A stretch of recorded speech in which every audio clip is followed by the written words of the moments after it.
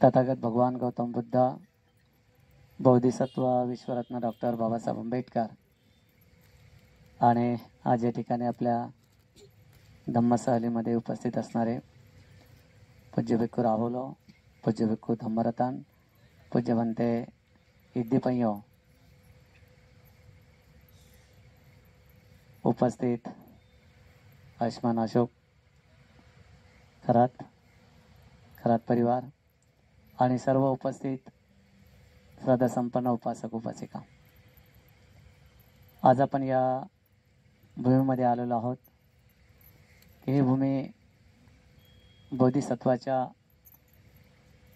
पुढे चालून सम्यक संबुद्धाच्या पदस्पर्शाने पावन झालेली आहे. हे कपिलवस्तू नगर आहे.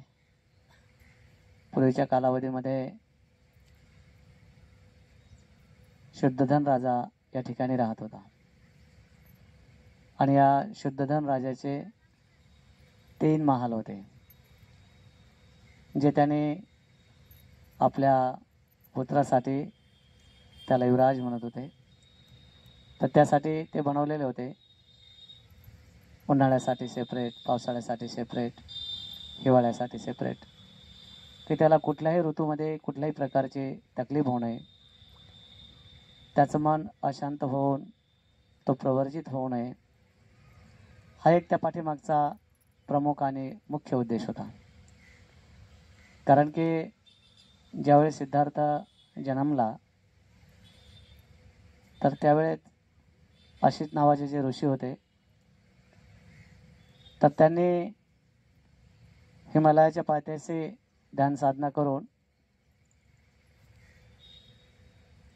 8 ध्यानाची प्राप्ती केली आणि या ध्यानाच्या अवस्थेमध्ये असताना त्यांनी पाहिलं की 33 देवलोकामध्ये देवता अतिशय आनंदित आहेत, प्रसन्न आहेत, नृत्य करत आहेत, गात आहेत, आपला आनंद व्यक्त करत आहेत. याचं काय कारण आहे?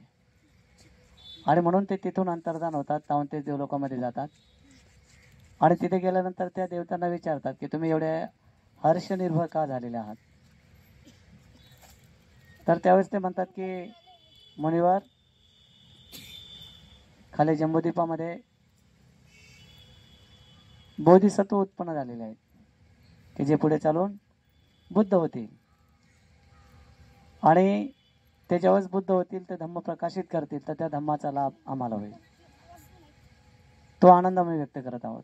ती प्रसन्नता आम्ही आमच्या कृतीमधून, आमच्या नृत्यामधून, आमच्या गायनामधून आम्ही ते व्यक्त करत आहोत.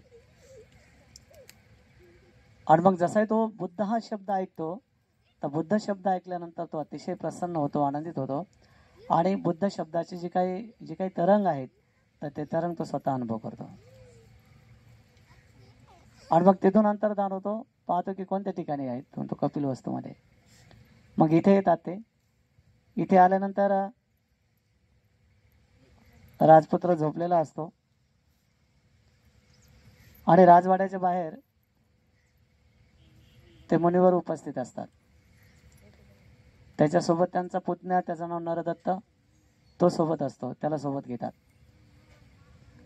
आणि मग त्याला सोबत घेतल्यानंतर राजाला निरोप पाठवतात त्यांच्या द्वारपालातर्फे आणि तो द्वारपाल सांगतो की महाराज, एक चांगल्या अवस्थेला प्राप्त असणारे एक ऋषी आपल्या राजदरबाराच्या समोर उभे आहेत आणि ते आपल्याला भेटू इच्छितात. राजाने ते ऐकल्यानंतर राजा अगोदर त्यांच्या आसनाची व्यवस्था करतो मध्ये बसण्यासाठी आणि त्यानंतर सांगतो की या त्यांना घेऊन. आणि मग एवढ्या उंच अवस्थेला पोहोचलेले ते अशीत नावाचे जे ऋषी ते समोर येतात आणि राजाच्या नावाचा जयघोष करतात. राजा तुझा विजय असो, राजा तुझं मंगल हो, राजा तुझं कल्याण हो, राजा तू दीर्घायुष्य हो, त्याच्या नावाचा जयघोष करतात. त्याच्या प्रति मंगल कामना व्यक्त करतात. राजा प्रसन्न होतो, आनंदित होतो आणि मग त्यांना बसण्यासाठी उंच आसन दिलं जातं आणि त्यानंतर मग तो राजा त्या ऋषींना वंदन करतो. त्या कालावधीमध्ये 8 अंगाने युक्त असलेला प्रणाम करण्याची पद्धत होती, त्याला अष्टांग प्रणाम म्हणत होते. काही सहांगण करत होते, म्हणजे साष्टांग म्हणत होते. मग त्याने त्या प्रणाम केल्यानंतर ऋषीने त्यांना बसण्यासाठी सांगितलं. ते बसले. राजा विचारतो की म्हणते, तुमचं आमच्या इथे कसं आगमन झालं, काय प्रयोजन आहे? तर त्यावेळेस मग ते सांगतात की महाराज, आपल्या बाळाला पाहण्याची इच्छा आहे आमची. तर राजा म्हणतो की बाळ झोपलेलं आहे. तर त्यावेळेस ते म्हणतात की असे जे महापुरुष असतात तर ते दीर्घकाल झोपणारे नसतात, असं ते म्हणतात. नाही म्हणतात, तोच ते बाळ जागे असल्याचं ते लक्षणं प्रकट करतात. आणि राजाला कळून जाते की बाळ हे झोपलेलं नाही आहे. मग ते घेऊन येतात.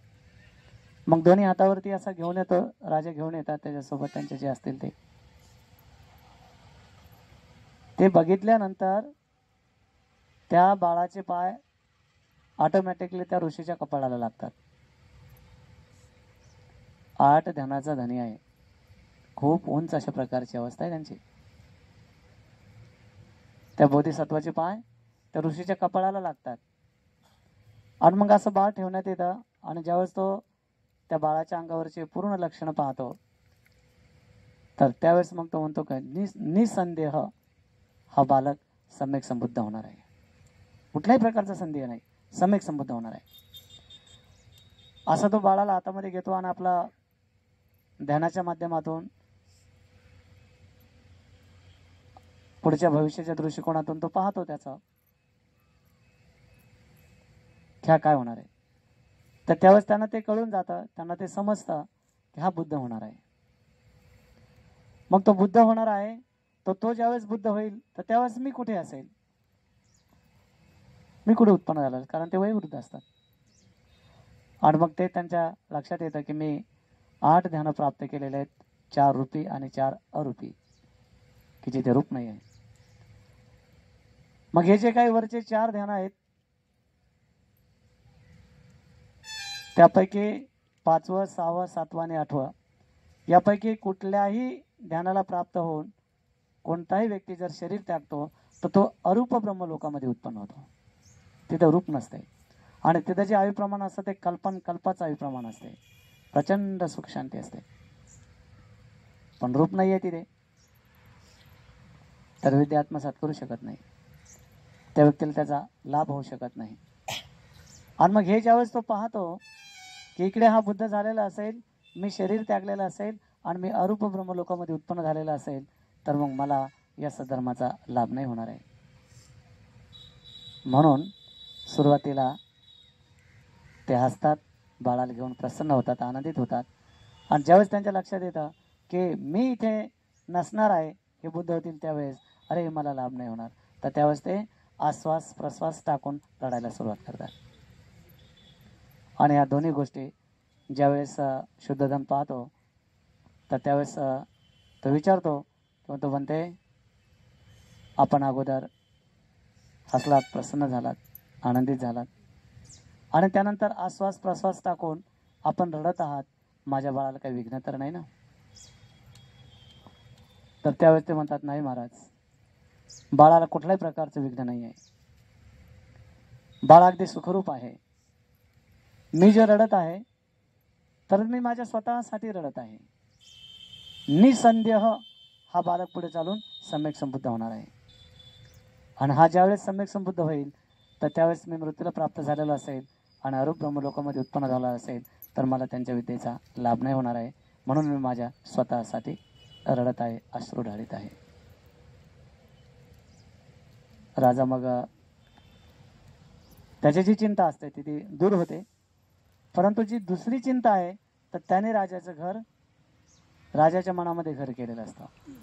आणि जी दुसरी चिंता आहे तर ती ही की मग तो जर बुद्ध होईल तर मग तो संसार त्याग करेल, घरामध्ये राहणार नाही, प्रवर्जित होईल.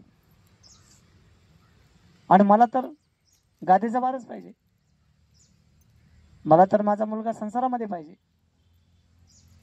मग आता काय करता येईल? म्हणून त्या बालकाला कुठल्याही प्रकारचा ऊन वारा लागू नये, त्याचं मन उद्विग्न होऊ नये, त्याचं मन वैराग्याने भरून जाऊ नये, त्यासाठी शुद्धोधन राजाने 3 महाल बांधले. या परिसरामध्ये असतील ते. आपण या भूमीमध्ये आहोत इथे. पुरातत्व खात्यानं एवढी जागा अक्वायर केलेली आहे. पण हे राजधानीचं ठिकाण आहे ते खूप मोठी जागा असेल त्या काळातली. आणि मग या ठिकाणी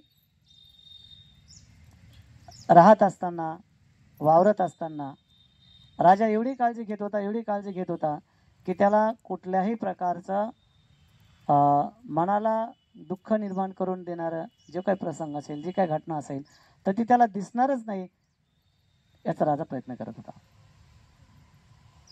आणि म्हणून खूप दूरपर्यंत राजपुत्राला जाण्यासाठी एक विशिष्ट अशा प्रकारची व्यवस्था केलेली होती की त्या रस्त्याने कोणी येणार नाही.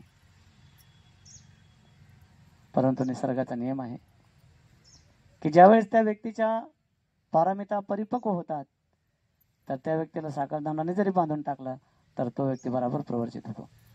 परिस्थिती तशी निर्माण होते. निसर्ग तशा प्रकारची परिस्थिती निर्माण करतो की बराबर तो तिकडे जाईल. आणि म्हणून आध्यात्मिक ज्यावेळेस आपण कारण पाहतो, शोधतो, तर त्यावेळेस राजाने अशी व्यवस्था केलेली होती की म्हातारा व्यक्ती दिसणार नाही, प्रेत दिसणार नाही, रोगानं जर्जरित झालेला व्यक्ती दिसणार नाही, याची पूर्ण व्यवस्था केलेली होती. आणि तो अतिशय विलासीन वैभवाने युक्त अशा प्रकारचं जीवन तो राजपुत्र जगत होता याच परिसरामध्ये. इथेच मग एक वेळचा प्रसंग की ज्यावेळेस ते तुम्हाला सांगणं थोडंसं आवश्यक आहे की ज्यावेळेस सिद्धार्थाला असं वाटलं की आपण उद्यानामध्ये जावं, जलक्रीडा करावी, प्रसन्नता व्यक्त करावी, आणि तो निघाला. त्याच्यासोबत त्याचा सारथी छन्ना आहे. कंथक नावाचा घोडा तो रथाला झुंपलेला आहे. आणि त्याची एक विशेषता होती, तो 18 हात लांब होता तो घोडा. सिद्धार्थाशिवाय कोणीच नव्हतं बसू शकत त्याच्यावरती. त्याने आवाज केला, किंकाळा, की सर्व नगरातल्या लोकांना त्याची जाणीव व्हायची की सिद्धार्थ आज फिरायला जात आहे. तर नगराच्या दुतर्फा लोक सिद्धार्थाला पाहण्यासाठी रांगा लावत होते. त्यामध्ये तरुणींची प्रचंड संख्या होती. वर्णन आहे तसा. विलोभनीय सौंदर्य सिद्धार्थाकडे होता. आणि ही राजाने ही सर्व व्यवस्था केलेली होती की त्याला हे काही दृश्य दिसणार नाही आहे. काळ वेळ जवळ येत होते. सर्व देवता विचार करत होत्या की आता सिद्धार्थाला प्रवर्जित होण्याची वेळ येत आहे. आणि राजाने अशी व्यवस्था केली तर मग त्या गोष्टी आपल्यालाच करायला लागतील. मग त्यामध्ये एका देवतेनं एका रोग्याचं रूप धारण केलं.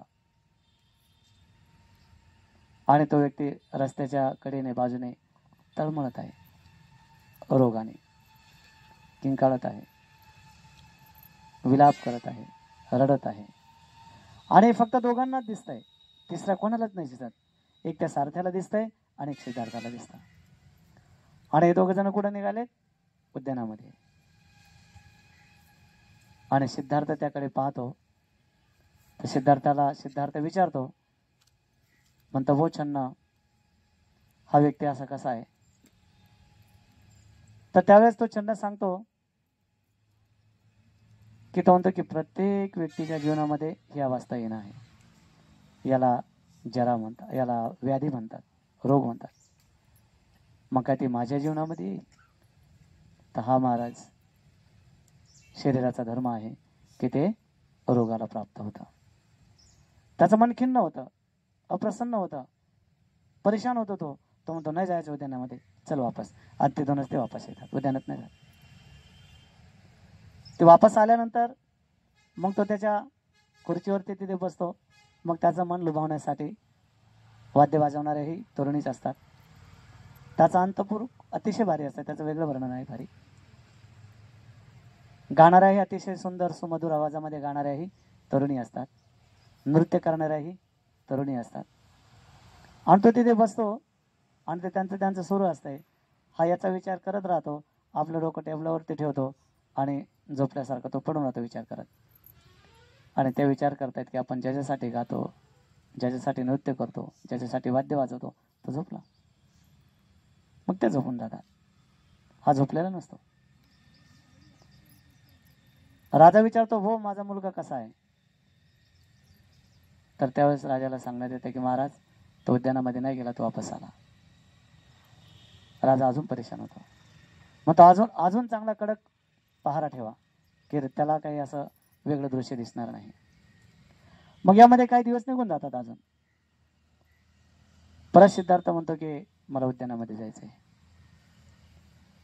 मला उद्यानामध्ये जायचंय. परत सिद्धार्थ असं म्हटल्यानंतर मग परत रथाला घोडे जुंपले जातात आणि सिद्धार्थ त्या रथामध्ये बसतो आणि छन्ना तो चालवतो.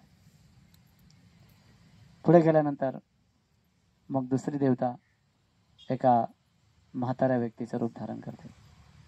त्याला जरा प्राप्त म्हणतात. जरा ही एक अशी अवस्था आहे की त्या अवस्थेमध्ये तारुण्याचं नामोनिशाण नसतं. जरा ही तारुण्याला वाहून घेऊन जाते, तारुण्य नसतं, अशी अवस्था. आणि मग तो व्यक्ती बघितल्यानंतर तो दिसण्यासाठी अतिशय कुरूप असतो, विद्रूप असतो, दुर्वर्ण असतो. त्याच्या डोक्याचे पूर्ण केस पांढरे झालेले असतात, मुखामध्ये दात नसतात, कानानं त्याला ऐकू येत नसतं, शरीरामध्ये त्राण नसतो, सरळ असं उभं राहता येत नाही, कमरेमध्ये वाक आलेला असतो, हातामध्ये त्याच्या काठी असते आणि त्याचे हात थरथर थरथर थरथर कापत असतात. हे लक्षणं ती देवता पूर्ण त्याला दाखवून देते सिद्धार्थाला. आणि दोघं जण पाहतात. सिद्धार्थ पाहतो आणि त्याचा सारथी छन्न पाहतो. तर त्यावेळेस परत सिद्धार्थ म्हणतो, भो हा व्यक्ती असा काऊन आहे? तर त्यावेळेस मग त्याला सांगण्यात येतं की शरीराचा धर्म आहे की ते या अवस्थेला प्राप्त होतं. याला म्हातारपण म्हणतात, याला वृद्धावस्था म्हणतात. मग काही माझ्या जीवनामध्ये आपण त्याच्यातून सुटलेलो नाही आहे. आपल्या जीवनामध्ये एक वेळ असं येईल की तारुण्य निघून जाईल आणि ती अवस्था आपल्याला प्राप्त होईल. भो नाही जायचं उद्यानामध्ये, चल वापस. सिद्धार्थ तिथून वापस येतो. परत त्याच्यासाठी त्या गोष्टी केल्या जातात. नाही, नृत्य आहे, वाद्य आहे, गीत आहे, सर्व गोष्टी. सिद्धार्थाचं मन त्याच्यामध्ये लागत नाही, तो अस्वस्थ राहतो. मग त्यामध्ये अजून काही दिवस निघून जातात आणि त्यानंतर मग परत सिद्धार्थ म्हणतो, भो मला उद्यानामध्ये जायचंय. रथ तयार केला जातो, छन्ना तयार असतो, कंठक झुपलेला असतो रथाला आणि दोघ जण परत जातात. सुरक्षा व्यवस्था अतिशय कडक असते, बाकीच्या कोणाला दिसत नाही. या सर्वची सर्व गोष्टी देवता करून घेतात की सिद्धार्थाला प्रवृत्त करतात प्रवृत्तीच्या मार्गाकडे. मग हा तिसरा प्रसंग की या प्रसंगामध्ये मग ते देवता स्वतःला मृत दाखवते, मृत्यूला प्राप्त होते. आणि मग त्याचे जे नातेवाईक आहेत आजूबाजूला, मग ते क्रंदन करतात, ते शोक करतात, ते विलाप करतात. मग असे शब्द वापरले, कंदती, विलमती, सोचती, परिदेवती, अशा प्रकारच्या शब्दाचा उपयोग केला गेला. आणि त्यांचं ते क्रंदन पाहून, त्यांचं ते दुःख पाहून, त्यांची ती परेशानी पाहून, त्यांची ती हैराणी पाहून सिद्धार्थ म्हणतो, भोय असं काऊन करतायत हे लोक?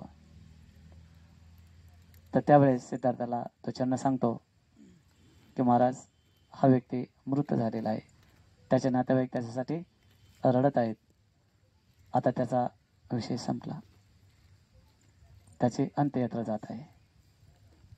मग काय ते माझ्या बाबतीमध्ये होईल? हा महाराज, प्रत्येकाच्या बाबतीमध्ये मरण आहे. पण तो नाही जायचं उद्यानामध्ये, चल वापस. सिद्धार्थ तिसऱ्या वेळेस वापस येतो. वापस आल्यानंतर परत त्या गोष्टी त्याच्यासाठी होतात, नृत्याच्या, गायनाच्या, वाद्याच्या. मग त्याच्यामध्ये अजून काही दिवस जातात आणि त्यानंतर मग चौथ्यांदा परत सिद्धार्थ म्हणतो की बा मला उद्यानाला जायचंय. परत रथ तयार होतो. त्या रथाला कंटक नावाचा घोडा जुंपला जातो. सिद्धार्थ त्यामध्ये बसतो, छन्न रथाचं सारथ्य करतो. पुढे येतात. तर पुढे आल्यानंतर मग एक देवता एका सन्याशाचं रूप धारण करते आणि सिद्धार्थाच्या बरोबर रस्त्यामध्ये पीतवस्त्र धारण केलेलं आहे. अगदी सुखपूर्वक मांडी घालून तो बसलेला आहे. चेहऱ्यावरती प्रचंड तेज आहे. मग त्याचे वस्त्र अलग आहेत, त्याची मुद्रा अलग आहे, त्याच्या चेहऱ्यावरचं तेज अलग आहे. आणि हे सर्व पाहिल्यानंतर मग सिद्धार्थ म्हणतो वो हा कोण व्यक्ती आहे.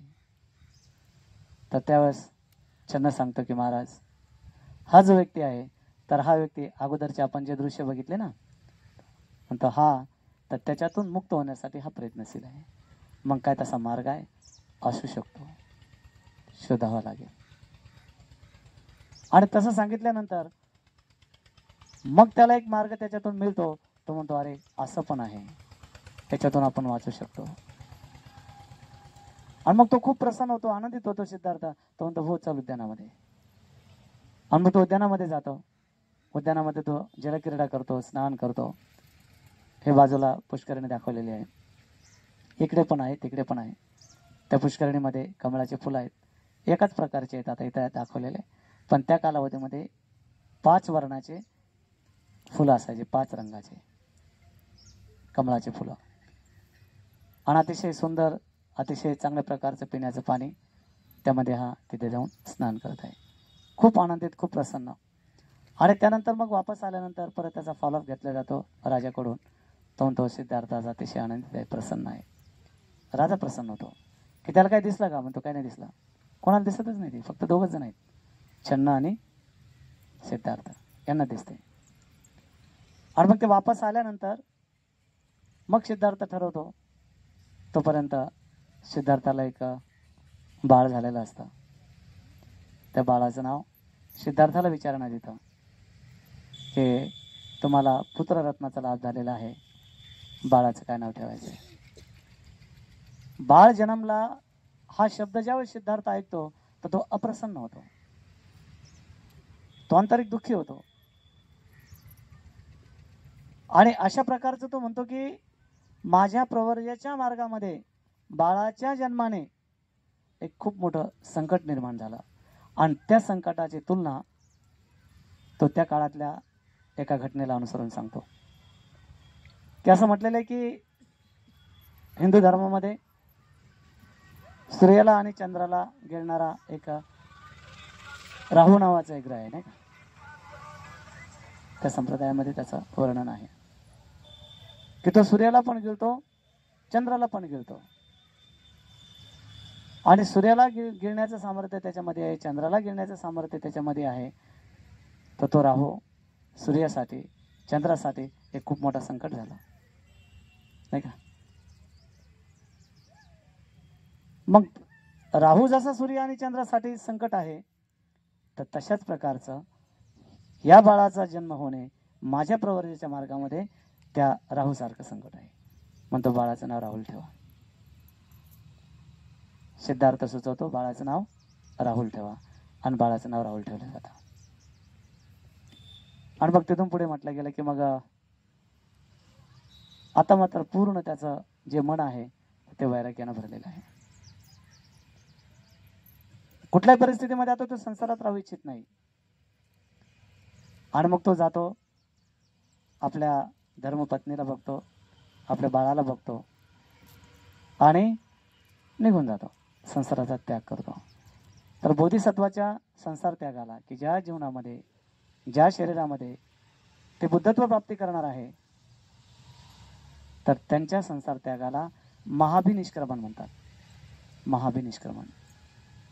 बाकीच्यांच्या याला संसार त्याग म्हणतात, पण बोधिसत्वाच्या संसार त्यागाला महाभिनिष्क्रमण म्हणतात. आणि सिद्धार्थ ते महाभिनिष्क्रमण करतो तर त्यावेळेस अशा येशी असायच्या, सर्व नगराला तटबंदी असायची. आणि त्या येशीच्या बाहेर जायचंय, सीमा ओलांडून जायचंय आणि त्याचे दरवाजे जर बंद आहेत तर एक दरवाजा उघडण्यासाठी 100 माणसं लागतील, 2 दरवाजे उघडण्यासाठी 200 माणसं लागतील. एवढी ताकद लागायची एक एक दरवाजे उघडण्यासाठी. आणि दरवाजे बंद आहेत. सिद्धार्थाला तिथून निघून यायचं आहे. ज्यावेळेस सिद्धार्थ येशीजवळ येऊन उभा राहतो तर त्यावेळेस मार तिथे आक्रमण करतो. आणि मार म्हणतो की भो सिद्धार्थ, तू संसार त्याग करून काय करणार आहे, तुला काय मिळणार आहे. तू संसारातच राहा, आजपासून 7व्या दिवशी तू चक्रवर्ती राजा होशील, तुला 7 रत्नाची प्राप्ती होईल, या संपूर्ण पृथ्वी तलाचा तू एक क्षत्रिय सम्राट होशील, राजा होशील. तर तू या साऱ्या गोष्टीचा अनुभव कर, राजा हो. तू संसार त्याग करून काय करणार आहेस? त्याच्यावेळेस महाराज हे शब्द बोधिसत्व ऐकतात, तर त्यावेळेस ते म्हणतात, हे पापीमार मी तुला ओळखलेला आहे, हे पापीमार मी तुला ओळखलेला आहे. असं म्हटल्याबरोबर तो अंतर्धान होतो, निघून जातो आणि सिद्धार्थ त्या घोड्याला इशारा करतो की भो आता आपल्याला ही सीमा पार करायची आहे, आता हे तुझ्या हातामध्ये आहे. तर इतकं उंच असलेला गेट, तो कंटक जो घोडा आहे तर तो आल्हाद उडी घेऊन सीमा पार करतो. असं म्हटलं गेलं की एकाच रात्रीमध्ये 3 राज्याच्या सीमा सिद्धार्थ पार करतो आणि अनुमा नदीच्या तीरावरती येतो. तिथे आल्यानंतर डाव्या हातामध्ये आपल्या जटा, पूर्वीच्या कालावधीमध्ये राजपुत्रांना जटा असायच्या, डाव्या हातामध्ये असा जटा धरतो आणि उजव्या हाताने तलवारीच्या पात्याने त्या कापतो. म्हणतो, मी जर बुद्ध होणार असेल तर हे केस माझे खाली येणार नाही आणि वरती. तर त्यावेळेस म्हटलं गेलं की ते केस तावंतेच देवलोकांचा राजा जो शक्र आहे तर तो त्या पात्रामध्ये धरतो त्याच्यावाल्या, आणि तावंतेच देवलोकामध्ये त्याच्यावरती चैत्य निर्माण करतो. मग ते केस खाली आले नाही, सिद्धार्थाचा प्रचंड आत्मविश्वास वाढून जातो की मी नक्की बुद्ध होणार आहे, नक्की बुद्ध होणार आहे. आणि तिथून पुढे मग तो तपश्चर्याला सुरुवात करतो. तत्पूर्वी तर घडलेल्या मग काही घटना, काही प्रसंग खूप महत्त्वपूर्ण आहेत की शाक्य लोक परिपूर्णपणे त्या कालावधीमध्ये लोकशाहीला अनुसरून आपलं जीवन व्यतीत करत होते. कुठलाही एखादा जर प्रस्ताव जर पारित करायचा असेल तर त्यांची सभा व्हायची. त्याचे ज्या ठिकाणी कानून कायदे तयार व्हायचे त्याला संथागार म्हणत असत. तर ते इथे कुठे असेल संथागार, त्याला आपण आता नाही म्हणत का की विधानसभा, राज्यसभा, लोकसभा काय म्हणतो आहे की नाही, असेंब्ली, की ज्या ठिकाणी कायदा पारित होतो. तर त्या ठिकाणाला की ज्या ठिकाणी बसून कायदा तयार होईल तर त्याला संथागार म्हणत असत. तर शाक्यांचा संथागार इथेच होता या भूमीमध्ये. आणि या ठिकाणी हे त्यांचे ते निवासस्थान, त्यांचे ते 3 महाल, आजूबाजूने सर्व प्रकारचं रम्य अशा प्रकारचं ते वातावरण. या वातावरणामध्ये सिद्धार्थ रमला, राहिला. पुढे चालून सिद्धार्थ बुद्ध झाल्यानंतर इकडे शुद्धोधन राजा अतिशय वृद्धत्वाकडे गेलेला होता आणि राजाला असं वाटायचं की माझ्या मुलाची माझी भेट होती की नाही होती. त्याची एवढी कीर्ती पसरलेली आहे, एवढा लौकिक आहे आणि माझं त्याच्यासोबत बोलणं नाही आहे, भेटणं नाही आहे. तर तो व्याकुळ व्हायचा, प्रसन्न व्हायचा. त्यावेळेस सम्यक संबुद्ध श्रावस्तीला होते. तर राजाने एका आपल्या अमात्याला पाठवलं, त्याच्यासोबत 1000 लोकांना दिला, जाबो माझ्या मुलाला घेऊन ये. तर ते लोक गेले तिकडे, भगवान उपदेश करत होते. भगवंताचा उपदेश ऐकला, ते सारेचे सारे श्रोतापन्न फळाला प्राप्त झाले, तिथेच प्रवर्धित झाले आणि तिकडेच राहिले. त्याच्यातला एकही वापस नाही आला. राजाने काही कालावधीपर्यंत वाट पाहिली, दुसऱ्या व्यक्तीला पाठवला. दुसऱ्याच्या बाबतीत तसं झालं, तिसरा पाठवला, तिसऱ्याच्या बाबतीत तसंच. अशा प्रकारचे 9 अमात्य पाठवले, 9ही तिकडेच गेले. 9000 लोक तिकडे गेले, कोणी वापस नाही आले. आणि मग सर्वात शेवटी सिद्धार्थाच्या सोबत जन्मलेला कालुदाई, त्यांच्या कुळातील यशोधरा, सिद्धार्थ, कालुदाई, बोधिवृक्ष, यशोधरा सांगितले का, हां, चन्न, कंथक आणि रत्नाचे 7 गडे हे एकाच वेळेस उत्पन्न झाले होते. बोधिवृक्ष हे एकाच वेळेस उत्पन्न झाले होते, एकाच वेळेला, एकाच घटनेला, एकाच दिवशी सर्व आहे. यांची विशेषता आहे, सारखेच होते. त्यामध्ये कालुदाई, हा कालुदाई स्वतःहून राजाकडे जातो. राजाला म्हणतो की महाराज, तुम्ही जर मला प्रवर्जित होण्याची अनुमती देत असाल तर मी बुद्धाची तुमची भेट घडवून आणू शकतो. राजा विचार करू लागला. ही 9000 लोक गेले, याने तर तसं काही मला म्हटले नाही, आणि ते तिकडेच गेले, तिकडेच प्रवृत्ती झाले, तिकडेच राहिले, मी त्यांचं काय बिघडवू शकलो? हा तर मला आश्वासन देत आहे, मग मी त्याला का परवानगी देऊ नये? म्हणून राजा कालुदाईला म्हणतो की ठीक आहे कालुदाई, मी तुला प्रवर्जित होण्यासाठी अनुमती देतो, पण माझी आणि माझ्या मुलाची भेट करून दे. तो म्हणतो महाराज मी याचं तुम्हाला आश्वासन देतो. कालुदाई जातो. कालुदाई सोबत सुद्धा 1000 लोक दिले जातात. हे तिकडे जातात. तिकडे गेल्यानंतर धम्मश्रवण करतात. सर्वचे सर्व श्रोतापन्न अवस्थेला प्राप्त होतात. सर्व प्रवर्जित होतात. तिथेच राहतात. काही कालावधीनंतर कालुदाई अरंत होतात, मुक्त होतात. अरंत झाले, मुक्त झाले. काळ वेळ पाहतात, त्याच्यामध्ये काही महिने जातात. मग अतिशय सुंदर चांगल्या प्रकारचं वातावरण येतं की ज्या वातावरणामध्ये शेतामध्ये पिकं नाही आहेत, पण वातावरण रम्य आहे आणि भगवान एकटेच आहेत.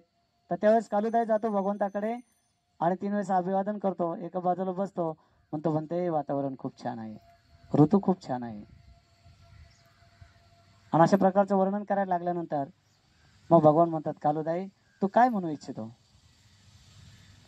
तर त्यावेळेस कालुदाई म्हणतात की म्हणते ज्या पित्याने आपल्यावरती अनंत अशा प्रकारचे उपकार केले, ज्यांनी आपल्याला लहानाचं मोठं केलं, का भगवान त्यांच्यावरती अनुकंपा करून त्यांच्या भेटीसाठी येणार नाही? त्यांचं हे सुख पाहणार नाही? तर म्हणते आपण कपिलवस्तूला यावं. तर ठीक आहे कालुदाई, चल तू पुढे, मी येतो मागवून. भगवंताची परवानगी मिळाली आणि जसे भगवंताची परवानगी मिळाली तर भगवंताच्या सोबत येण्यासाठी 20,000 भिक्षू तयार झाले. 20,000.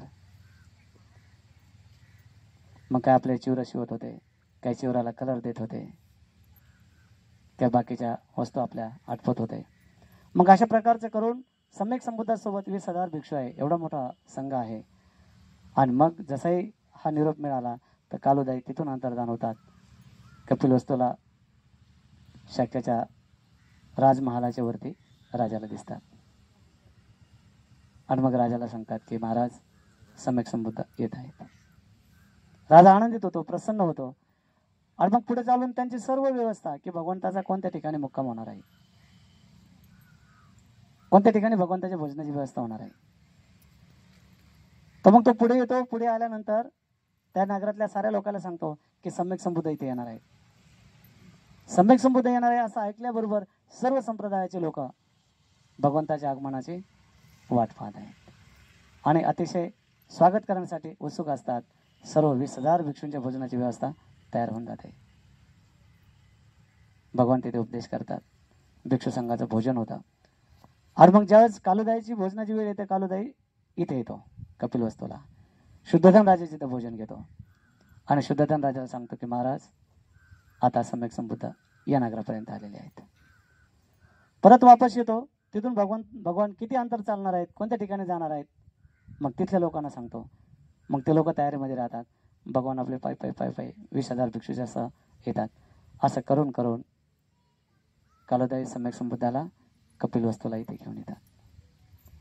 इथे आल्यानंतर मग तुम्हाला तो एक इतिहास माहिती आहे की 20,000 लोक भिक्षू संघ, 20,000 भिक्षूंचा संघ आहे. सर्वांच्या भोजनाची व्यवस्था चालू आहे. राजा येतो, भगवंताचा अभ्युत्थान करतो, त्यांचं स्वागत करतो, त्यांचा सन्मान करतो आणि इकडे व्यवस्था करतो भोजनाची. परंतु निमंत्रण देत नाही की म्हणते उद्याचं भोजन माझं आहे. नाही निमंत्रण देत. त्याला तर माझाच पुत्र आहे, कुठे हे करणार, मी तर सारी व्यवस्था तयार केली. राजाच्या मनी ध्यानी नसतं. आणि त्यावेळेस मग सम्यक संबुद्ध आपल्या दिव्य विशुद्ध अतिमानवी चक्षुने आणि बुद्ध निवासानुसाठी या ध्यानाच्या बलाने पाहतात. तर म्हणतात अगोदरच्या बुद्धाने त्यांच्या बाबतीमध्ये ही घटना झाली, त्यावेळेस काय केलं? तर त्यावेळेस म्हणतात त्यांनी चारिका केली. त्यांनी चारिका केली, आता मलाही चारिका करायची. काही कोणाला बोलत नाही, काही कोणाला म्हणत नाही.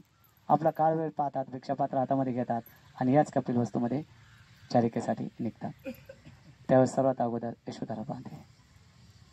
यशोधरा पाहते आणि लगेच कळवते की तुमचे पुत्र चारिका करत आहेत. राजा धावत पळत जातो आणि म्हणतो बाळ सिद्धार्था, हे सर्व तुझ्यासाठी आहे, तुझ्यासाठीच मी ही सर्व तयारी केलेली आहे, हे सर्व तुझंच आहे, तू का आम्हाला खजील करत आहेस? का मी तुझ्या भिक्षू संघाची भोजनाची व्यवस्था करू शकत नाही का? आणि कोणासाठी करणं चाललंय? तू आपल्या कुळाला, आपल्या वंशाला का बटा लावत आहेस? तर त्यावेळेस बुद्ध म्हणतात, नाही महाराज, मी ना तुमच्या कुळाचा आहे, मी ना तुमच्या वंशाचा आहे. माझा जो वंश आहे, माझं जे कुळ आहे, तर ते बुद्धाचं कुळ आहे, सम्यक संबुद्धाचं कुळ आहे, तुमचं अलग आहे. आणि माझ्या कुळाला अनुसरून ज्यावेळेस मला निमंत्रण मिळत नाही तर मी चारिका केली पाहिजे, तर मी चारिका करत आहे. राजा परेशान होतो. ती घटना याच इथे कपिलवस्तूमध्ये घडलेली असते. भगवंताची चारिका होऊन जाते. चारिका झाल्यानंतर मग राजाला उपदेश करायचा आहे. भिक्षू संघाचं भोजन होऊन जातं. तर भगवान ज्यावेळेस पहिल्यांदा राजाला उपदेश करतात तर मग ते श्रुतापन्नाचे सगदगामी होतात. 2 अवस्था लाभ झाल्या. भगवान इथंच थांबलेले असतात. त्यानंतर परत भगवान उपदेश करतात तर ते अनागामी आणि अरहंत या अवस्थेला पोहोचतात. वडिलाचं ऋण फिटलं, काहीच नाही आता आपल्या स्वतःवरती, पूर्ण ऋण फिटलं.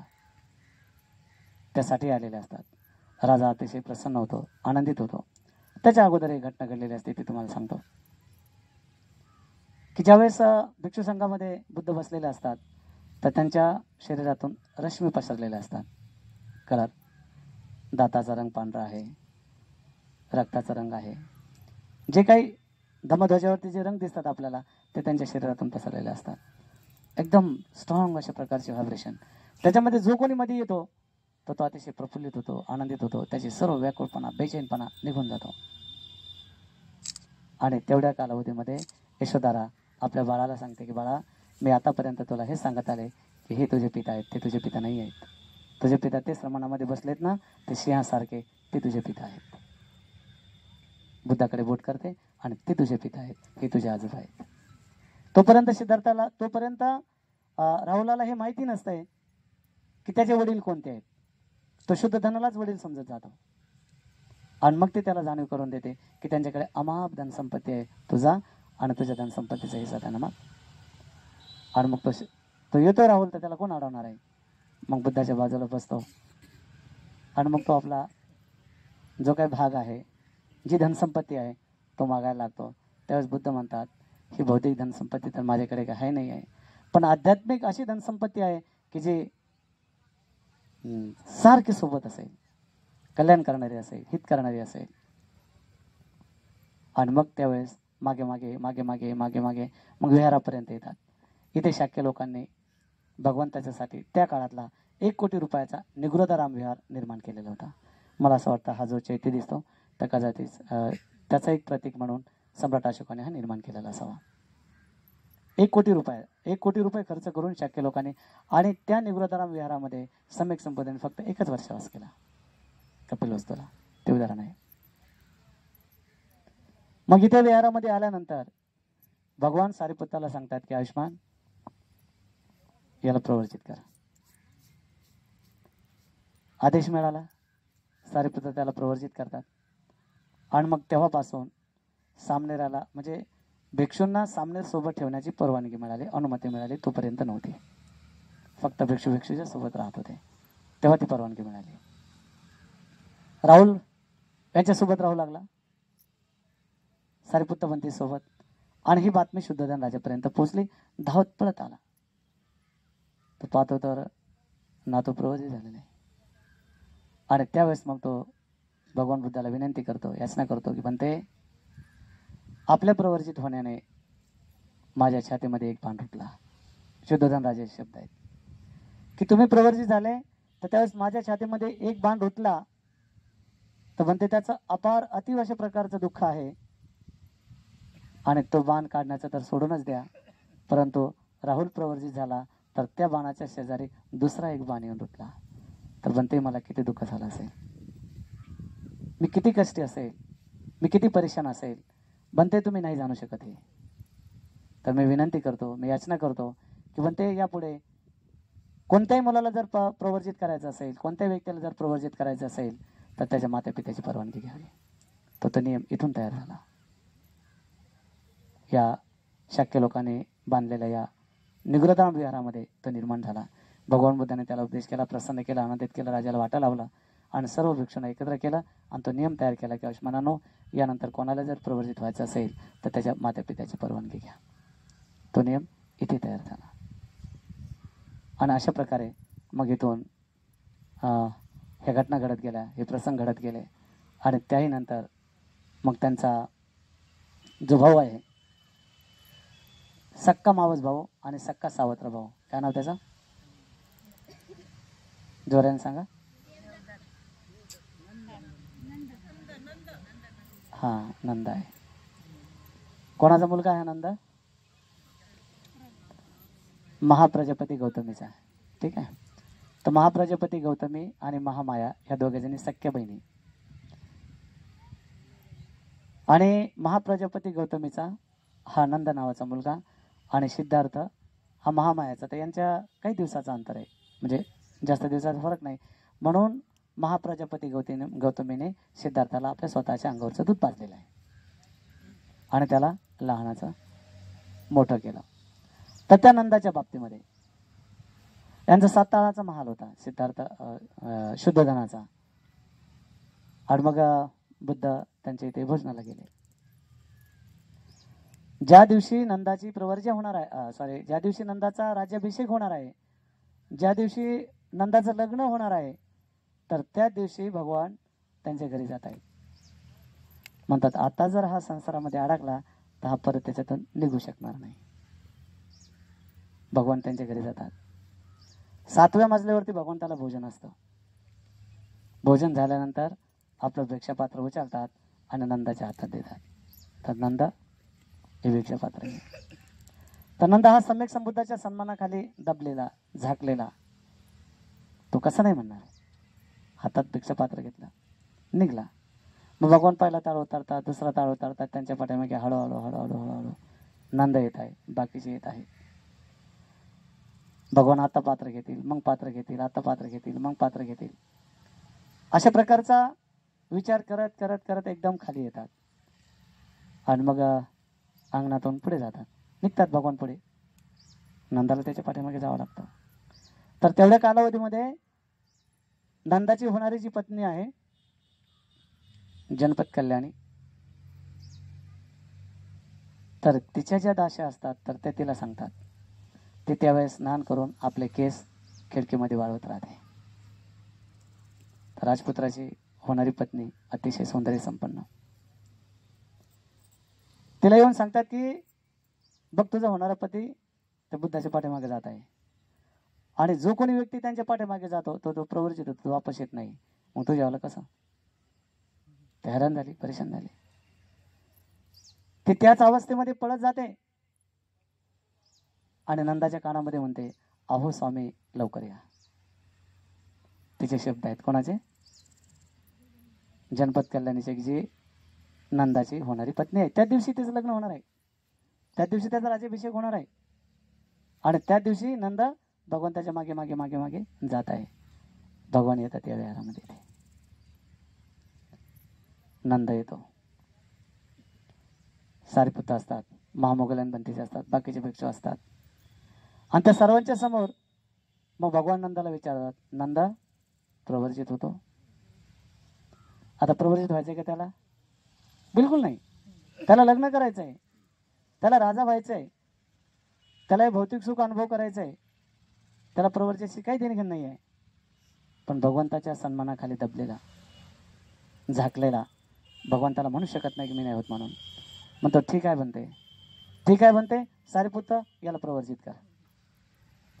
आणि मग ते वर्णन असं म्हटलं गेलं की ज्या दिवशी सुंदर लांब केस असलेले जे काही सोनेरी त्याचे केस आहेत, की ज्या केसावरती राजमुकुट येणार आहे, तर ते केस त्याचे काढून टाकण्यात आले. ज्या दिवशी त्याच्या अंगावरती भरजरी राजाचे राजवस्त्र येणार आहेत, त्या दिवशी जाडं भरडं पानसुकुलिक शिवर त्या नंदाच्या अंगावरती आला. ज्या सोन्याच्या पात्रामध्ये त्याला भोजन घ्यायचं आहे ते होणार आहे, तर त्या दिवशी नंदाच्या हातामध्ये मातीचं भिक्षापात्र आलं. चल चारे केला, नंदाला चारिकेला घेऊन गेले. हे परिवर्तन. पण नंदाचं मन त्याच्यामध्ये रमत नव्हतं, प्रवृत्तीमध्ये त्याचं मन लागत नव्हतं. आणि वारंवार त्याच्या डोक्यामध्ये ते विचार येत होते की माझी पत्नी म्हणाली, अहो स्वामी लवकर या, अहो स्वामी लवकर या. तर भगवान दुसऱ्या ठिकाणी उपदेश करत असताना म्हणतात, ही जी काही कामतृष्णा आहे, कामतृष्णा, भवतृष्णा, विभवतृष्णा, ह्या 3 प्रमुख तृष्णा आहेत. त्यापैकी सर्वात स्ट्रॉंग, सर्वात बलवान ही कामतृष्णा आहे. स्त्रीसाठी पुरुषाचे शब्द, पुरुषासाठी स्त्रीचे शब्द असे असतात की जे मासाला छेदून, धमनीला छेदून, हाडाला छेदून मगजाला छेदणारे असतात. आणि ते शब्द नंदाच्या हृदयाला छेदले. नंदाला काही सुचत नव्हतं. तो ना ध्यान साधना करत, तो ना कुठल्या प्रकारचं व्यवस्थित भोजन करत, तो ना कुठल्या प्रकारचं काही आचरण करत. मग याच्यामध्ये काही दिवस गेले आणि मग त्याच्या मनातल्या गोष्टी वर येऊ लागल्या. तो सुखत चालला. त्याच्या धमन्या उघड्या पडू लागल्या, रक्तवाहिन्या सुकू लागल्या, पांडुवर्ण झाला.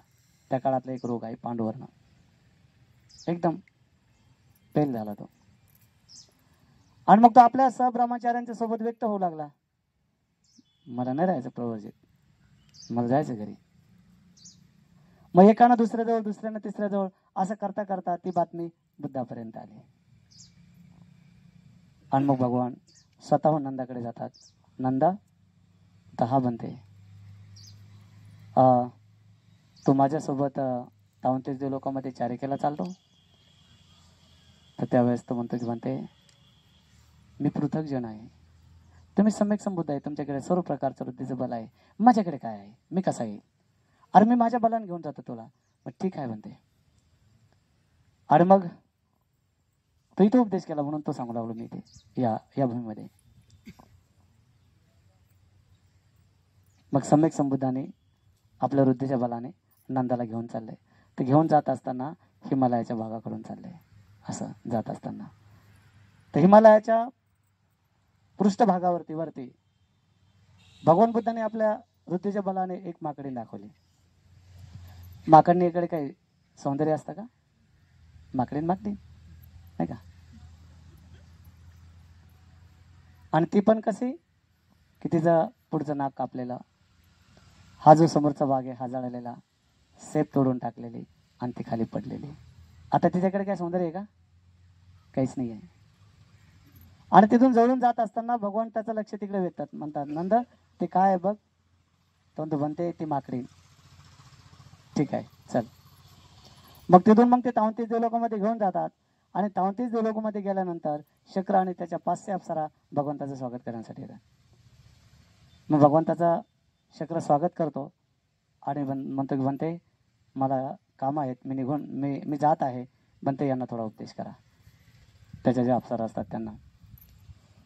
तर शक्र निघून जातो आणि त्या ठिकाणी मग त्याच्या बसलेल्या असतात त्याच्या स्त्रिया, त्या अप्सरा. तर मग भगवान नंदाला अशा पद्धतीने बसवतात की त्या अप्सरांचं सौंदर्य नंदाला दिसेल, नंदाला पाहता येईल, निहाळता येईल. अशा प्रकारे या हिशोबाने नंदाला बसवतात. आणि नंदा ते पाहतो आणि ते पाहिल्यानंतर अंतरी खूप खुश होतो. म्हणतो काय सौंदर्य यांच्याकडे. मग भगवान नंदाला म्हणतात की नंदा, ह्या अप्सरा पाहिजेत का तुला? तो काही सेकंदामध्ये म्हणतो हा बनते, मला ह्या सारच पाहिजे. काही सेकंदामध्ये म्हणतो. आणि त्यावेळेस मग भगवान त्याला आश्वासन देतात की हे बघ नंदा, ह्या सर्वचे सर्व 500 अप्सरा मी देतो तुला, मी जामीन आहे त्यासाठी.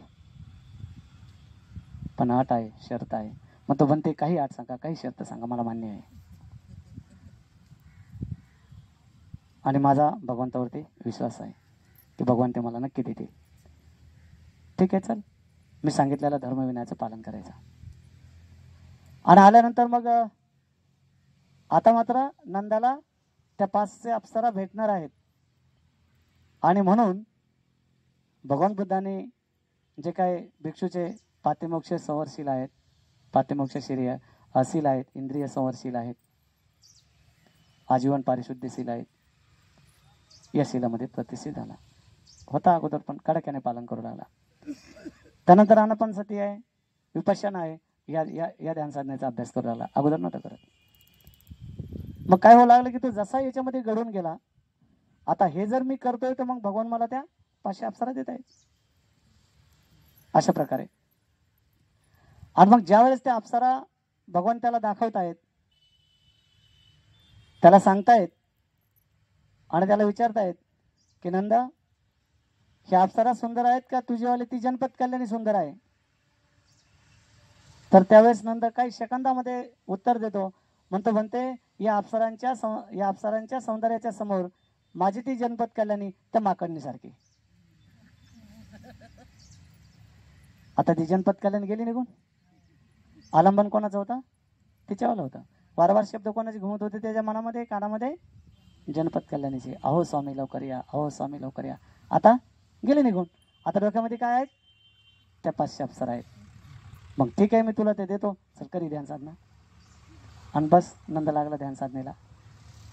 मग ती गोष्ट पाहता पाहता भिक्षू संघामध्ये पसरली सर्वत्र की नंद हा अप्सरांच्यासाठी ब्रह्मचर्य पालन करतो, नंद हा अप्सरांच्यासाठी ध्यान साधना करतो, नंद हा अप्सरांच्यासाठी शील पालन करतो. अरे स्वतःसाठी नाही करत आहे, हा अप्सरांकडून विकत घेतलेला आहे, हा अप्सरांचा गुलाम आहे. हे शब्दवरून भिक्षू संघाने नंदासाठी लावून दिले. मग ज्या वेळेस तो समोर यायचा तर त्या त्यावेळेस भिक्षू लोक त्याला अशा प्रकारचं बोलायचं, तो खचील व्हायचा, तो आंतरिक त्याला वाईट वाटायचा. मग त्याने काय केलं की भिक्षू संघाला सोडून दिला, कोणाचाच मिक्स नाही व्हायचा. बस एकटा. भगवंतांनी सांगितलं ना आपल्याला ध्यान साधना करायची, बस आपल्याला ते पाहिजेत, आपल्याला ध्यान साधना करायची, ध्यान साधना करायची, आपल्याला भंतीच्या लोकांशी काही देणं नाही. मग तो एकटा राहता तो ध्यान साधना करू लागला. ज्या वेळेस भेट व्हायची त्या त्यावेळेस भिक्षू लोक त्याला टॉन्ट मारायचे, तो चुपचाप राहायचा. भिक्षू लोक त्याला बोलायचे, तो चुपचाप राहायचा. आणि अशा प्रकारचं पाहता एक विद्येचा धर्म आहे. जर ज्या पद्धतीला अनुसरून सांगितले त्या पद्धतीला अनुसरून ॲज इट इज जशाची तसा जर तो व्यक्ती तो धारण करतो आणि त्याचं पूर्वसंचित पुण्यकर्म त्याला जर बल देतं तर तो व्यक्ती अरंत होतो, मुक्त होतो. तर काही कालावधीमध्ये नंदा अरंत झाला, मुक्त झाला, अरंतापैकी एक झाला. तो अरंत झाल्यानंतर, मुक्त झाल्यानंतर मग परत भिक्षू संघामध्ये मिक्स होऊ लागला. परत भिक्षू संघाने त्याला टोमणे मारायला सुरुवात केली. तर मग मात्र आता तो रिप्लाय देऊ लागला, उत्तर देऊ लागला. हे त्या अप्सरासाठी कोण ब्रह्मचर्य पालन करेल? हे त्यांच्यासाठी कोण ध्यान साधना करेल? मी तर ते माझ्या स्वतःसाठी करतो. अरे पहिल्यांदा असं म्हणत नव्हता, आता म्हणू लागला. म्हणजे आपण अरंत झाल्याची फुशारकी मारू लागला का? लगेच त्याला 4-5 जणांनी पकडला. पूर्वीच्या काळात तसं करत होते. असे जर काही शंका आली तर 4-5 जण एकूण, 2-4 जण एकूण आणि त्याला दांडाला पकडायचं आणि त्याला तसंच पकडून भगवंताच्या समोर आणून उभे करत होते. आणि मग भगवान म्हणायचे, आयुष्मानानो, या अनुच्छिक भिक्षूला इथं तुम्ही कशासाठी घेऊन आले? आणि मग ते सांगायचे पण ते अशा प्रकाराला अनुसरून. तर त्या पद्धतीला अनुसरून नंदाला घेऊन गेले धर्मसभेमध्ये. आणि तिथे गेल्यानंतर मग म्हणतात की बनते हा नंद आहे ना, तर तो अरंत झाल्याचा आव्हानात आहे, अरंत झाल्याचा भासवत आहे. तर त्यावेळेस म्हणतात, भगवान म्हणतात द्या सोडून त्याला सोडून दिला. आणि मग भगवान म्हणतात, नंद तुझ्यासाठी जे काय मी जामीन आहे ना, तर तुला 500 अप्सरा द्यायच्यात, तर नंद मी तुला त्या 500 अप्सरा देऊन देतो. तर त्यावेळेस नंद म्हणतो की म्हणते माझं जे काही ओझ आहे ना तुमच्यावरती, माझं जे काही ऋण आहे ना तुमच्यावरती, त्या 500 अप्सरा द्यायचं. तर म्हणते ते ओझ, ते ऋण मी हलकं करतो, ते काढून टाकतो, मला नाही पाहिजे त्या 500 अप्सरा. आणि मग सर्वजण उपस्थित असणारे साधुवाद देतात. आपणही साधुवाद द्यावं. आणि मग भगवान घोषणा करतात, म्हणतात, आयुष्मानानो, नंदा हा अरंतापैकी एक आहे, नंद अरंतापैकी एक आहे. सर्व भिक्षूंना ज्ञात होऊन जातं की नंद अरंत झालेले आहे. तर बघा, एवढा मोठा महत्त्वाचा जो प्रसंग, महत्त्वाचा जो उपदेश, तर तो सम्यक संबुद्धाने या भूमीमध्ये केला, इथे केला. इथूनच त्याला 33 लोकांमध्ये घेऊन गेले. अतिशय महत्त्वपूर्ण घटना या ठिकाणी घडलेल्या आहेत. बाकीच्या पण आहेत सांगण्यासारख्या खूप. थोडसा काळा वेळाला अनुसरून मला असं वाटतं एवढा उपदेश आपल्यासाठी पुरेसा आहे. आपण सर्वांनी शांततेने धर्मश्रवण केला. आपण आपल्या या धम्मसहलीमध्ये संमिलित आहात आणि ज्या ज्या ठिकाणी आपण जात आहोत, ज्या स्थळाला आपण जात आहोत, त्या स्थळाचं आध्यात्मिक दृष्टिकोनातून काय महत्त्व आहे, तर हे मी माझ्या अभ्यासांती तुम्हाला सांगण्याचा प्रयत्न केलेला आहे. जो काय महत्त्वपूर्ण उपदेश असेल, उपदेश तर अनेक केले गेले. एका वर्षावासामध्ये किती उपदेश केले गेले. महानाम शाक्य हा त्यांचा सक्का चुलत भाऊ. तर ते कधी कधी विहारामध्ये यायचे, पण महानाम शाक्य हा श्रद्धावान होता. भगवंताने त्याला विचारलं, तू आला विहारामध्ये. भगवंताने विचारलं, म्हणतात आयुष्मान तुम्ही उपवासाचे पालन करता का? तो म्हणते आम्ही कधी करतो कधी नाही करत. तर भगवान म्हणतात, मोगू पुरुषांनो कुठले, तुमच्या डोक्यावरती मृत्यूची तलवार टांगलेली असताना तुम्ही हे कसं म्हणू शकता की आम्ही कधी उपवासाचे पालन करतो कधी नाही करत? तुम्ही त्याच्यातून सुटले का? तुमचे दुर्गतीचे मार्ग नसते झाले का? नाही झाले ना. मग हे उपवास असतील त्यासाठी सहाय्यक बनते. तुमचे दुर्गतीचे मार्ग दूर करू शकतात. तुम्हाला मुक्तावस्थेपर्यंत ते नेऊन पोहोचू शकते. तुम्ही असं कसं म्हणू शकता? आणि मग भगवान या ठिकाणी उपवासशीलाचं महत्त्व सांगतात की जे मिगार माता, काय नाव त्यांचं, विशाखा, विशाखाला सांगितलं. विशाखाला सांगितलं तर ते तिच्या पूर्वराम विहारामध्ये, आणि सम्यक संबुद्धाने महानाम शाखेला सांगितलं ते त्या निगृताराम महाविहारामध्ये, या ठिकाणी. पण दोघांना सारखाच उपदेश केला. त्या दोघांवरती असं म्हटलं गेलं की खूप मोठी अनुकंपा करून सम्यक संबुद्धाने चक्रवर्ती राजाचे उदाहरण देऊन या ठिकाणी उपवासशीलाला प्रकाशित केलेलं आहे. महानाम शाखेला असे अनेक उपदेश या ठिकाणी घडलेले आहेत. आपला हा तसा आता परतीचा प्रवास सुरू झालेला आहे. आपण हळूहळू आता आपल्या निवासस्थानाकडे जाणार आहोत, म्हणजे आपल्या गावाकडे जाणार आहोत. पहिल्यांदा आपला प्रवास पुढचा होता, आता परतीचा प्रवास आहे. इथून आपण गेल्यानंतर आपण जे काय असीम पुण्यकर्म संपादन केलेलं आहे, तर अशा प्रकारचे प्रेरणा इतरांना निर्माण व्हावी, त्यांच्याकडूनही तसं कुशल कर्म व्हावं, पुण्यकर्म व्हावं. तर आपल्याला जर शक्य झालं तर आपण घरी गेल्यानंतर आपल्या कुवतीप्रमाणे खिरदाणीचं आयोजन करायचं. अजून जर आपण चांगले कॅपेबल आहोत तर मग भोजनाचं आयोजन करायचं, आपल्या नातेवाईकाला बोलवायचं, आणि जे सहलीमध्ये संमिलित आहेत त्यांना निमंत्रण द्यायचं. ज्यांना शक्य झालं ते येतील, ज्यांना शक्य नाही झालं ते नाही येणार. पण असा एखादा कार्यक्रम बोलावा, भिक्षू भिक्षुणींना निमंत्रित करावा, धम्मदेशनाचा कार्यक्रम अरेंज करावा. त्यामुळं इतरांना त्याचं व्हॅल्यू अजून कळतं, अजून समजतं. तर हे सुद्धा आपल्याला जर करता आलं तर ठीक आहे, नाही करता आलं तर काही बिघडत नाही, काही नुकसान नाही, काही हानी नाही. पण जर करता आलं तर त्याच्यामध्ये अजून आपलं पुण्यकर्म आहे, कुशल कर्म आहे.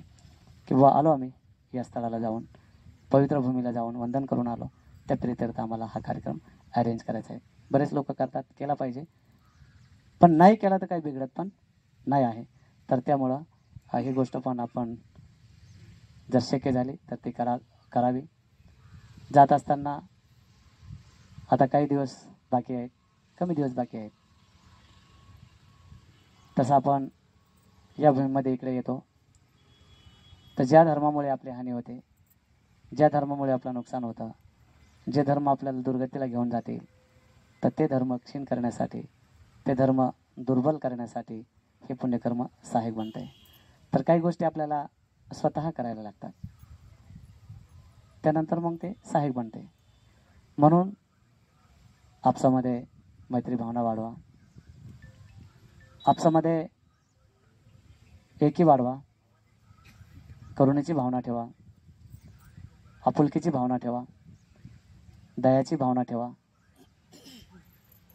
जरी आपण एका कुळातले नाही, अन्य ठिकाणून आलेलो आहोत, परंतु जर अशा प्रकारचा सद्धर्म आपण आपल्यामध्ये वाढीस लावला तर तो पुढे चालून निश्चितच कल्याणकारक ठरणार आहे, हितकारक ठरणार आहे. कोणाची निंदा करून आपल्याला काय मिळणार आहे? कोणाची हानी करून आपल्याला काय मिळणार आहे? कोणाचे दोष चव्हाट्यावर आणून आपल्याला काय मिळणार आहे? आणि जर असं वाटतं तर ज्याची त्याला सांगावं. आणि ते मैत्रीपूर्ण सांगावं. तो लय मोठा कल्याण मित्र असतो. तो खूप मोठा कल्याण मित्र असतो, जो व्यक्ती दोष सांगतो, पण त्याला सांगितलं पाहिजे आणि एकांतामध्ये सांगितलं पाहिजे. जर तसं होतं तर तो व्यक्ती कल्याण मित्र आहे, आणि तसं जर होत नाही तर तो व्यक्ती विश्वासघातकी आहे. भगवंताने ते शिगालोवा सुत्तामध्ये हे समजून सांगितलेलं आहे की कल्याण मित्र कोण आहे, शत्रू कोण आहे. म्हणून ह्या गोष्टी जर आपल्याला असं वाटतं की आपला हितचिंतक आहे आणि याची हानी होऊ नये आणि त्याच्याकडून दोष घडत आहेत, तर त्यालाच सांगितलं पाहिजे, एकांतामध्ये सांगितलं पाहिजे. आणि त्याने त्या व्यक्तीला असं कल्याण मित्र मानलं पाहिजे की भगवान ते उपमा देऊन सांगतात की जसं की कोणी एखादा व्यक्ती म्हणेल की ते इथे खोदा, या ठिकाणी रत्न आहेत, आणि त्या ठिकाणी खोदलं आणि तिथं रत्न मिळाले, किती धनवान बनला. तर ज्यानं ते दाखवलंय त्याचे किती उपकार. तर तशा प्रकारचे उपकार त्या व्यक्तीचे मानले पाहिजे की जो व्यक्ती एकांतामध्ये एकट्याला त्याचा कुठल्याही प्रकारचं कच्चीकरण न होऊ देता, त्याचं कुठल्याही प्रकारचं नुकसान न होऊ देता, त्याची हानी न होऊ देता त्याला त्याचे दोष सांगेल, तर तो तशा प्रकारचा कल्याण मित्र असतो. आणि म्हणून आपसामध्ये एकमेकाच्या माघारी एकमेकाची निंदा नालस्ती ह्या गोष्टी करणं थोडंसं टाळता आलं तर ते चांगलं होईल आणि सद्धर्म आपल्यामध्ये वाढीस लागतील. सद्धर्मानेच आपलं कल्याण होणार आहे. ते तुम्ही असो की आम्ही असो, कोणी असो, सद्धर्माने आपलं मंगल होणार आहे, सद्धर्माने आपलं कल्याण होणार आहे. आणि अतिशय चांगल्या प्रकारच्या भूमीमध्ये आपण आलेलो आहोत. एवढा वेळ कोणी देत पण नाही आणि एवढा वेळ कोणी घेत पण नाही, ठीक आहे. दो आले, पाहिले, इकडे 4-2 फोटो काढले, इकडे आणि झाले, निघाले, चला झाला, काय ते दिलेलं ते वाचा आणि चला. पण अशा ठिकाणी आलो आपण की ज्या ठिकाणी आपल्याला त्याचं त्या काळातलं व्हॅल्यू कळतं, त्या काळातलं आपल्याला महत्त्व समजतं, आणि ते जर समजून जर आपण बसतो तर त्याचं विशेष पुण्यकर्म असतं, त्याचे विशेष व्हायब्रेशन आपल्याला मिळत असतात. मी तुम्हा सर्व लोकांना खूप पुण्यवान समजतो, खूप श्रद्धावान समजतो की सर्वांनाच अशा प्रकारची संधी येईल असं नाही आहे. पण तुम्हाला आलेली आहे तर नक्कीच तुम्ही पुण्यवान आहात. तुमच्या पुण्याचं अनुमोदन करतो. तुमच्या सर्वांच्या जीवनामध्ये सुखशांती निर्माण हो, आयुष्यवर्ण सुख आणि बल या चारही गुणाची प्राप्ती हो, आणि सर्वचे सर्व आपल्याच पुण्यकर्माच्या बलाने होतं. ज्या भूमीमध्ये आपण बसलेलो आहोत या ठिकाणी आपण त्रिशरणासह पंचशील ग्रहण केले. तर अशा प्रकारे शील पालन करून, ध्यान करून, दान करून, त्या भूमीला वंदन करून आपण खूप मोठं पुण्यकर्म संपादन करू शकतो. तर निश्चितच या सर्व प्रकारच्या पुण्यकर्माच्या बलाने तुमचे धनसंपत्ती दिवसागणिक वाढत जावं, तुमच्या जीवनामध्ये निब्बाण सुखाचा लाभ हो, अशा प्रकारची मंगल कामना करतो आणि धम्मदेशने ठिकाणी समाप्त करतो.